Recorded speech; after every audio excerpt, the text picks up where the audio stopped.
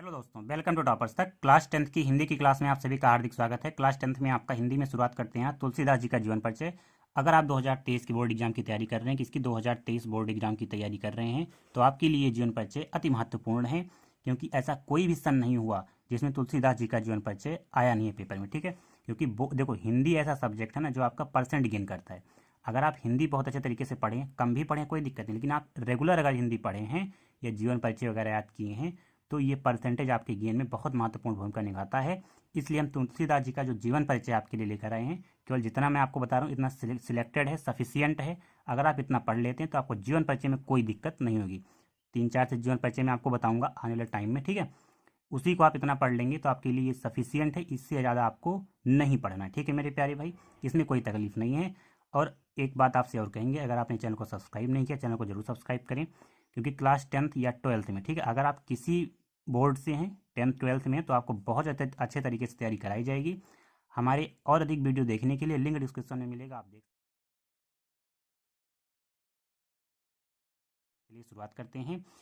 तुलसीदास जी का जीवन परिचय अगर हम बात करें, देखो इनका नाम जो है ना गोस्वामी तुलसीदास कहते हैं। तुलसीदास को क्या कहते हैं? गोस्वामी तुलसीदास। तो इनका जन्म कब हुआ था? सन 1532 में। अगर देखो सन पूछा जाएगा तो 1532 होगा, अगर संवत कहेगा तो 1589, ठीक है। बांदा जिले के राजापुर नामक गांव में हुआ था। देखो तुलसीदास जी का जन्म कब हुआ था? 1532 ईस्वी में, बांदा जिले के राजापुर नामक गांव में, ठीक है मेरे प्यारे भाई। अब देखिए, इनके पिता का नाम क्या था? पिता का नाम आत्माराम दुबे होगा, और माता का नाम क्या हो जाएगा? हुलसी हो जाएगा, ठीक है। पिता का नाम पूछेगा तो आत्माराम दुबे, और माता का नाम हुलसी। कुछ लोग इनका जन्म स्थान एटा एटा जिले के सोरू नामक स्थान को मानते हैं। देखो, जैसे कुछ लोग क्या हैं, इनका जो जन्म है, जन्म स्थान मानते हैं बांदा जिले के राजापुर नामक गांव में, और कुछ लोग ऐसे हैं जो इनका एटा जिले के सोरू नामक स्थान गांव गांव को मानते हैं, ठीक है, नामक स्थान को मानते हैं। तो इसमें आपको कोई दिक्कत नहीं, आप एक ही लिखेंगे तो कोई दिक्कत नहीं है, ठीक है। देखिए, इनका जन्म आयुक्त मूल नक्षत्र में होने के कारण इनके माता पिता ने इनका त्याग कर दिया था। देखिए देखो, नक्षत्र होता है, एक ग्रह होता है, ठीक है। देखो, ग्रह में अगर आपको कोई दिक्कत है तो वो सही हो जाता है, क्योंकि ग्रह कुछ टाइम के लिए रहता है फिर सही हो जाता है, ठीक है। पंडित वगैरह से आप दिखाएंगे तो कहेंगे ग्रह सही नहीं चल रहा है, कुछ दिन के बाद सही हो जाएगा। लेकिन जो नक्षत्र है, नक्षत्र अगर आपका गड़बड़ है तो सब चीज़ें गड़बड़ हो जाएंगी, ठीक है। तो इसीलिए देखो, इनका जो नक्षत्र था वो आयुक्त मूल नक्षत्र था, ठीक है। तो इसीलिए क्या हुआ कि ये गड़बड़ थे, तो इसीलिए क्या किया इनके माता पिता ने, देखो नक्षत्र में होने के कारण इनके माता पिता ने इनका त्याग कर दिया। माता पिता ने क्या किया? इनका त्याग कर दिया, इन्हें अपनाया नहीं, ठीक है। क्योंकि नक्षत्र इनका गड़बड़ था, तो इनके पिताजी या माताजी का ऐसा मानना रहा होगा कि दिक्कत है हमारे लिए, ठीक है। तो उन्होंने क्या किया? त्याग कर दिया। इनके गुरु स्वामी नरहरि दास ने इनका पालन पोषण किया। गुरु अगर पूछेगा या गुरु को अगर आपको लिखना है तो क्या हो जाएगा? स्वामी नरहरि दास, ठीक है। पालन पोषण किया। कहा जाता है कि इनके जन्म के समय ही 3200 दांत मौजूद थे। देखो, जन्म के समय से किसी के 3200 दांत नहीं होता, 100 में से 1% 100 में से एक लोग को, एक या दो लोगों को ही ऐसा होता है कि उनके 3200 के 32 दांत हो, जो जन्म के स्थान से, ठीक है। मरते तक भी किसी के 32 दांत नहीं होता, ठीक है मेरे प्यारे भाई। देखो, इनका विवाह क्या हुआ? रत्नावली, इनकी पत्नी कौन है? रत्नावली। तो इनका विवाह किससे हुआ? रत्नावली के साथ हो गया, ठीक है मेरे प्यारे भाई। तुलसीदास जो थे अपनी पत्नी से बहुत अधिक प्रेम करते थे, ठीक है मेरे प्यारे भाई। देखिए, एक दिन इनकी पत्नी इनकी अनुपस्थिति में अपने भाई के साथ मायके चली गई। देखिए क्या हुआ कि तुलसीदास जी अपना कहीं चले गए, ठीक है। अब इनकी पत्नी थी, अब चले गए जब, तो इनके भाई आए तो अपना बाताकानी होने लगी, ठीक है। तो इन्होंने कहा चलो हमारे साथ चलते हैं, कुछ दिन मायके भी टहल के आए। तो इन्होंने तुलसीदास को नहीं बताया, अब उसमें तो फ़ोन फटा था नहीं, तो चले गए ऐसे ही, ठीक है। तो इन्होंने क्या किया कि बिना बताए अपने पति को, मतलब किसको? गोस्वामी तुलसीदास जी को, इनकी पत्नी क्या हुई, अपने मायके चली गई अपने भाई के साथ, ठीक है। अब जब तुलसीदास जी घर लौटते हैं, घर लौटने पर तुलसीदास ने जब अपनी पत्नी को नहीं पाया, अब जाहिर सी बात है जब चली गई तो पाएंगे नहीं, तो उन्होंने क्या किया? अपनी पत्नी को नहीं पाया तो उनका वियोग सहन ना कर सके। अब जाहिर सी बात है, अगर कोई बता के नहीं जाएगा, आप ही के घर में कोई दिक्कत हो, ठीक है, कोई कहीं चला जाए बिना बताए तो दिक्कत तो होगा ही। तो अब फ़ोन तो है नहीं कि चारों तरफ, अब आज के ज़माने में फ़ोन वगैरह है, आप चारों तरफ फ़ोन कर लेंगे, पता कर लेंगे, ठीक है। तो उस समय इतना तो था नहीं, टेक्नोलॉजी आगे नहीं थी। तो इन्होंने क्या किया? इनका वियोग नहीं सहन कर पाए और सीधे आधी रात, देखिए आधी रात ये है, रात को ही क्या क्या किए?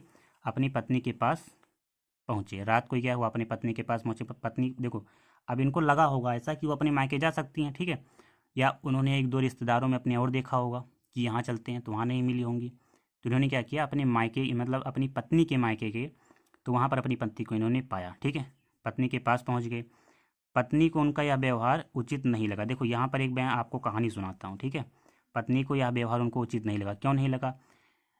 उनका जाना, मायके जाना, मतलब पत्नी की मायके जाना तुलसीदास जी का, उनकी पत्नी को क्यों नहीं अच्छा लगा? जानते हो क्यों? देखो इसमें दिक्कत ये है कि हुआ ये कि आधी रात को जब ये अपने घर से अपनी पत्नी के मायके जाने लगे तो तालाब पड़ता था बीच में, उस तालाब को क्रॉस करके ही इनको जाना था। ठीक है, तो इन्होंने क्या किया कि तालाब जो था उसमें कोई नाव नहीं थी। ठीक है, वहाँ पर एक लाश थी। जब तालाब को क्रॉस करना था तो इन्होंने, एक लाश थी और लाश को ही इन्होंने क्या मान लिया, नाव मान लिया।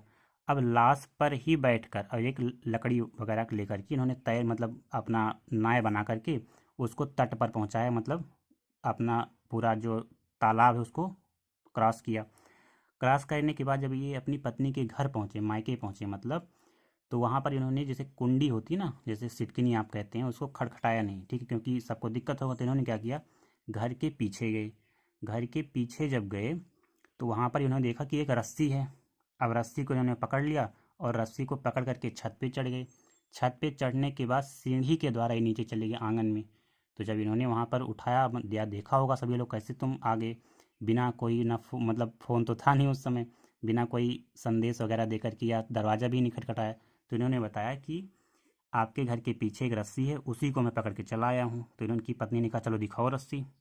ये जब गए रस्सी दिखाए तो वहाँ पर रस्सी नहीं, सांप था। तो इनके पत्नी, अब भाई सांप को पकड़ के, इतना ज़्यादा प्रेम में ये अंधे थे कि इस सांप को पकड़ के छत पे चढ़ रहे हैं। ठीक है, तो इन्होंने कहा, इनकी पत्नी ने, कि चलो ठीक है। तो तालाब को कैसे पार किया? इन्होंने कहा वहाँ पर नाव थी। ये सभी लोग मतलब इनकी पत्नी की और भी जो भाई वगैरह थे सब लोग गए वहाँ पर, देखे तो नाव नहीं थी, लाश थी। तो इन्होंने एक व्यंग बोला यहीं पर, इसीलिए कहा गया है कि अब सांप को रस्सी समझ रहे हैं, नाव, लाश को नाव समझ रहे हैं। तो पत्नी को यह व्यवहार उचित नहीं लगा, उन्होंने तुलसी को फटकार लगा, मतलब व्यंग कहा। फटकार का मतलब यहाँ पर क्या है, व्यंग। व्यंग में बोला, जैसे तुमको घर वाले रोज़ बोलते हैं पढ़ो पढ़ो, लेकिन तुमको कान पर जूं नहीं रेंगेगा। लेकिन देखो यहाँ पर तुलसीदास जी के कान पर जूं रेंग गया। क्या कह रहा है? तुलसीदास जी की पत्नी ने क्या कहा कि लाज ना आई आपको दौरे आयो सार, मतलब आपको लाज नहीं है जो रात को ही पीछे पीछे चले आए। पत्नी की यह बात तुलसी के हृदय में ऐसी लगी जो तुम्हारे नहीं लगती पढ़ाई में। ठीक है, जैसे कोई डेली बोलेगा, मम्मी बोलेंगी पापा तुम्हारे कि पढ़ो पढ़ो, लेकिन पढ़ोगे नहीं। ठीक है, लेकिन इनके हृदय में क्या हुआ, तुलसीदास जी के बात लग गया पत्नी की। तो उन्होंने क्या किया, संन्यास धारण कर लिया, घर बार छोड़ करके सन्यासी हो गए। सन्यासी होकर राम की भक्ति में लीन हो गए, भगवान राम की भक्ति में लीन हो गए। उन्होंने संन्यास लेकर काशी चले गए, चित्रकूट गए, अयोध्या गए, मतलब ऐसा भ्रमण किया। जब सन्यासी हो गए तो अनेक तीर्थ स्थलों पर अपना भ्रमण करते रहे। ठीक है, तीर्थ स्थानों का क्या किया, भ्रमण किया। राम की भक्ति और काव्य रचना में रत होते हुए सन 1623, देखिए इनकी मृत्यु अगर पूछेगा कहाँ पर, तो काशी सन के अस्सी 1623 घाट पर और तुलसीदास जी संवत का अगर क्या हो गया, पूछेगा तो स्वर्गवास हो गया। ठीक है मेरे 1680 में। प्यारे भाई, तो देखिए यहाँ पर आपका ये जीवन परिचय खत्म होता है। देखो एक बार फिर से बताता हूँ कि राम की भक्ति और काव्य रचना, तो ये अपने मतलब कहाँ पर, काशी गए। तो काशी में काशी जब गए ना, तो ऐसा तो है नहीं कि ये चले गए काशी पर कि अब मैं संन्यास ले लूँगा, तो कोई गया नहीं होगा मनाने। ये जब सन्यासी हुए, सन्यासी जब हुए तो इनको काशी में ही रहते थे ज़्यादातर, इन्होंने अपना काशी में टाइम बिताया है। ठीक है, तो यहाँ पर जब गए तो यहाँ पर इनकी पत्नी वगैरह या फिर रिश्तेदार सभी लोग बहुत गए मनाने कि चलो लौट चलते हैं, कोई दिक्कत नहीं है, अब नहीं ऐसा होगा। लेकिन उन्होंने माना नहीं। फिर उन्होंने क्या किया, अपने घर का त्याग कर दिया और निकल गए, अपना सन्यासी हो गए, काशी में ज़्यादा टाइम बिताया। और काशी के ही 80 घाट पर, जहाँ पर 80 घाट पर आप लोग बहुत टहलने भी जाते हैं। ठीक है, कब हुआ, 1623 में, या संवत 1680 में इनका स्वर्गवास हो गया। ठीक है मेरे प्यारे भाई, ये था इनका जीवन परिचय। अब आगे इनकी रचनाएं देख लेते हैं। रचना अगर नहीं लिखेंगे तो आधा नंबर ही मिलेगा आपको। ठीक है, रचना बहुत ज़्यादा इंपॉर्टेंट है। तो देखते हैं इनकी रचनाओं को। आइए दोस्तों इनकी रचनाओं को देख लेते हैं। देखो रचनाएं में देखो, श्री रामचरितमानस तो आपने अगर हिंदी नहीं पढ़ा होगा तब भी आपको पता होगा कि तुलसीदास जी ने रामचरितमानस लिखा था। ठीक है, तो एक पहली रचना होगी इनकी श्री रामचरितमानस। दूसरा क्या हो जाएगा, गीतावली।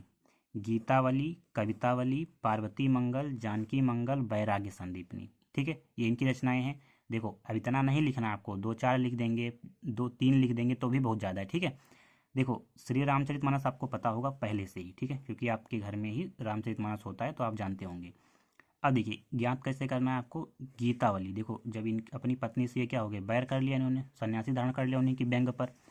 तो देखो गीता भी लड़की का नाम होता है, कविता भी लड़की का नाम होता है, पार्वती भी लड़की का नाम होता है, जानकी भी लड़की का नाम होता है। ठीक है, देखो लड़की से याद कर लो क्योंकि उनको क्या हो गया, अपनी पत्नी से नफरत, मतलब लड़कियों से नफरत हो गया। तो इन्होंने क्या लिखा, अपनी रचनाएं लिखी, गीता पे लिख दिया, कविता पे लिख दिया, पार्वती पे लिख दिया, जानकी पे लिख दिया। तो ऐसे याद हो जाएगा। अब हमें लगता है कोई दिक्कत आपको नहीं होगी। ठीक है मेरे प्यारे भाई, अब देखिए करना क्या आपको, चैनल को सब्सक्राइब करना है, जीवन परिचय भी हो गया, रचनाएं भी होगी। ठीक है, तो यार सब्सक्राइब कर लेना और देखिए अपने दोस्तों के साथ शेयर भी करना। ठीक है, सब्सक्राइब कर लेना और दोस्तों के साथ शेयर भी करना और कमेंट जरूर करना। ठीक है, क्या करना, कमेंट, अपना फीडबैक जरूर देना, क्योंकि कमेंट से हमको पता लगता है आपको समझ में आया नहीं समझ में आया। कहानी तो बहुत शानदार है, हमें तो समझ में आया, अगर आपको भी समझ में आया तो कमेंट करके जरूर बताएं, दोस्तों के साथ शेयर करें। अगर अपनी तैयारी को मजबूत बनाना चाहते हैं तो टॉपर्स तक यूट्यूब चैनल को जरूर सब्सक्राइब करें। थैंक यू मेरे प्यारे।